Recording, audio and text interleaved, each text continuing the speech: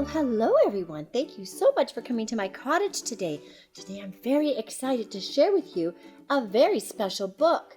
It's from the StoryLady Read-Along series. Hey, StoryLady! Oh my goodness, Bunny, you always surprise me. How are you today? Well, I'm a surprising kind of guy. You are a very surprising kind of bunny. So, we are going to do a really awesome story today. We are? Yeah, it's going to be a story about a very good friend of mine named the Little Red Hen. Yeah, I know her. You do? Oh, yeah. That is a big coincidence. And this story is just a little bit different than the regular Little Red Hen because guess what, Bunny? Let's see, because she's wearing sneakers. I'm not quite sure about that. She has like 12 pairs of sneakers. I don't know what she does with them all. She's a very fancy red hen. Oh, but wait, you gotta see what I got. Look, I got this thing. And there. Oh, Bunny. Look at that. I found these seeds. They're actually on a cob of a corn still, but they are definitely seeds. I saw it on YouTube. That is so beautiful. And I'm going to make them into bread. Cornbread. That's it. Yeah, I love cornbread, Bunny. Yeah. You know, it's kind of a funny coincidence, Bunny, because our story today, The Little Red Hen, is also about a cute animal like you who also found some seeds, but there was a big problem. Oh, yeah. A lot of work. That was She the big probably problem. had popcorn. No. Yeah, in the oven is like... Okay, so anyway, Bunny, let's stay on track. She had to find some people in her barnyard, actually some animals in her barnyard, to help her, but they weren't being very cooperative. They weren't helping. No, I noticed the same thing, because now I got to take all those little kernels of corn off that cob. It's like one at a time. I should have it ready by next year. Well, so we're not waiting till next year to read our story. Why don't we go ahead and get started with it? Okay, that sounds great. You know, things can go on and on sometimes, Bunny. Yeah, definitely. Yeah, okay. Would you like to hold your corn? Okay, I'm going going to put it away take while the I corn. get the book out? Oh, no, wait. I'm just going to set it over put it right here. over there? Okay, Yeah. now, so I need everyone to go into their SLPs. Now, does everyone know what an SLP is? Yeah, it's a singular laughing pony. Well, that is a SLP, but I think we're going to have to call on our very important friend, Professor Stripes, to help us define that. Could you go get I'll Professor go see Stripes? if I can find him. Oh, yeah. Professor Stripes knows everything around here in the cottage. That's why we call him the Professor. Professor Stripes! Oh, Did my goodness. someone call me? Yes, Professor Stripes, we need everyone to go to their SLP. I see you have some corn here. Yes, because we're going to do a story about planting, and I need everyone to get into their SLPs. But yes, your safe listening place. Actually, it's our story listening place. I knew that. Okay. All right. So everyone, I want you to go to your most comfy place and go to your safe and wonderful story listening place because today our story is called The Little Red Hen. Now, Professor Stripes, who wrote this story? Well, this story was written by Lisa Cohen. Oh, otherwise known as the StoryLady herself, and illustrated by somebody or other. Oh, John Cox. And these are some really cute pictures. Oh, yes. Oh, now, I was wondering if maybe you could help us with the magic words to start a story? Yes, the magic words to start a story are alakazam. Those are magical words, but I was thinking something more along the lines of once upon a time. Oh, I like yours even better, yes. Then let us all say it together. Once upon a time. All right, here we go, everyone. Once upon a time. The little red hen lived on the farm with her baby chicks. One day, the little red hen found some wheat seeds and wanted to plant a garden. Planting was fun, but it was a lot of work. I will ask my friends on the farm to help me plant the seeds. We can share the work and sell the yummy wheat when it is time to harvest. Will you help me plant the wheat? Asked the little red hen. Oink, oink, no I won't, said the pig. He was too busy resting in the sun. Moo, moo, no I won't, said the cow. She was too busy chewing grass. Bah, bah, no I I won't, said the lamb. She was too busy having fun. Humph, said the little red hen. Then I shall do it myself. The little red hen planted the seeds. The little red hen tended the garden. A beautiful garden grew, and soon it was time to harvest the wheat. Cutting the wheat in the garden was fun, but it was a lot of work. Little Red Hen thought, I will ask my neighbors on the farm to help me cut the wheat and grind it into flour to make bread. We can share the work, and we can share the bread. The little Red Hen went to the barnyard to ask for help. Will you help me cut and grind the wheat? Asked the little Red Hen. Oink, oink. No, I won't, said the pig. He was still resting in the sun. Moo, moo. No, I won't, said the cow. She was still chewing grass. Bah, bah. No, I can't, said the lamb. She was still having fun. Humph, said the little red hen. Then I will do it myself. The little red hen cut the wheat. The little red hen ground it into flour. Now it is time to make the yummy bread. I am sure that my barnyard friends will want to help. Then we can all share the bread together. Will you help me make the bread? Asked the little red hen. Oink, oink. No, I won't, said the pig.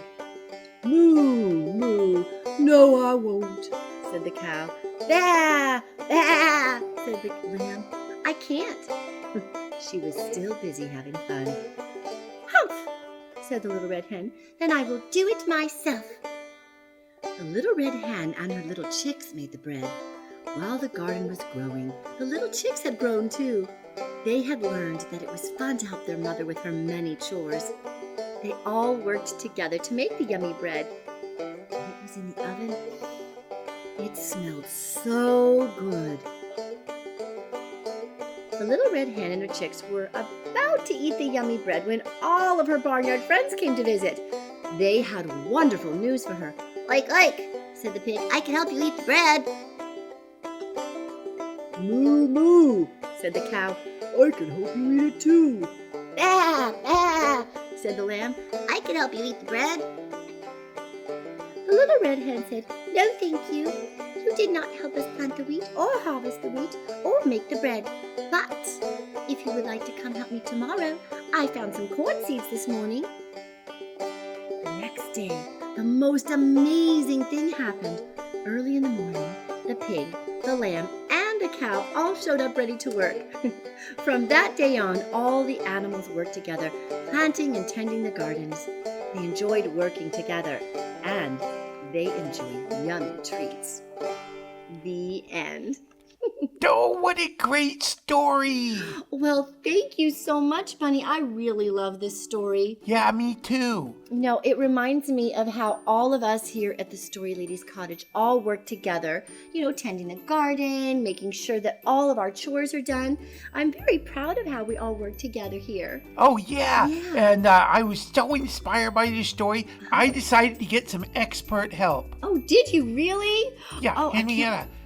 Oh my goodness, look who's here. Why, this isn't the one and only actual real live red hen, right? Well, yeah, I mean, after Miss Clairol, she's kind of the blonde hen. Well, you look very pretty as a blonde. Yeah. Oh, very nice to meet you.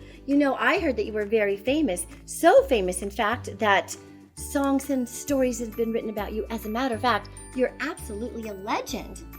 And I am so happy to have you with us. Would you like to say something about the new way that we made the story end? Yeah, she doesn't have a lot to say, but can we have our corn back? Oh, your corn, of course. I'm sure you need to get busy with this. Yeah, who will help me carry the corn? Well, oh, that is wonderful. Bye. All right, everyone. Well, now it's time for us to talk about our story. And so, I hope you are all ready for our very special guest. Do-do-do-do. Do you know who it is?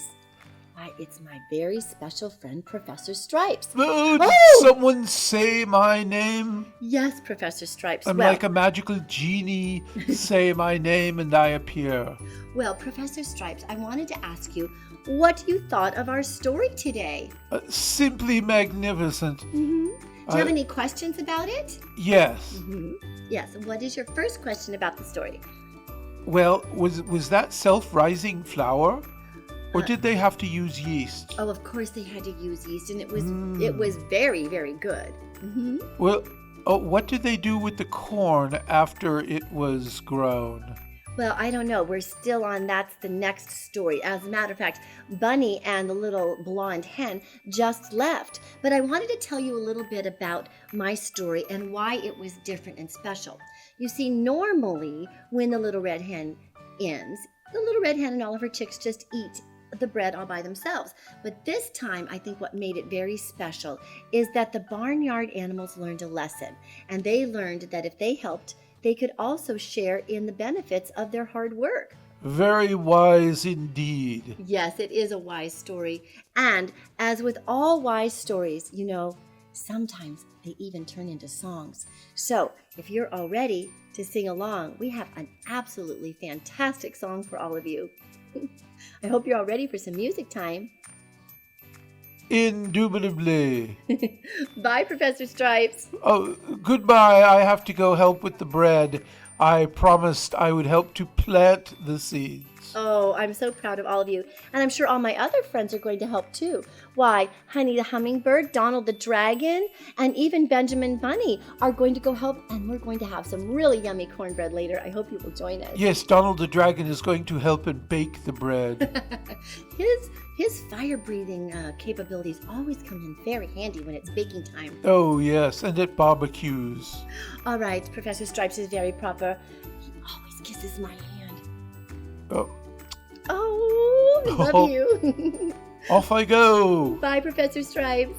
Cheerio. Cheerio, dear.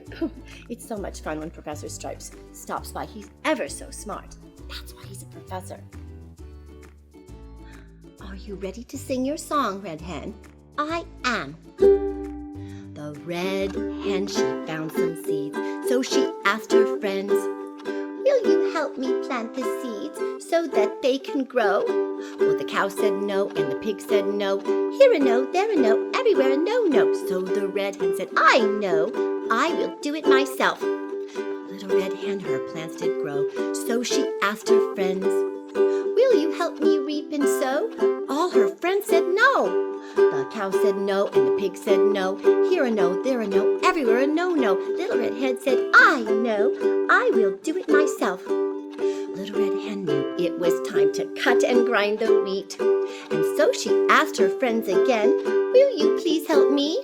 Well, the cow said no, and the pig said no. Here a no, there a no, everywhere a no, no. Little red hen said, "I know, I will do it myself." Little red hen, she made the bread, from the wheat she grew. So the cow, the pig, the lamb, the horse, "Now we can't help you." Red hen said no, a great big no. "You didn't help me at all, and so I will eat it myself." Well, that was very independent of you, wasn't it? It sure was.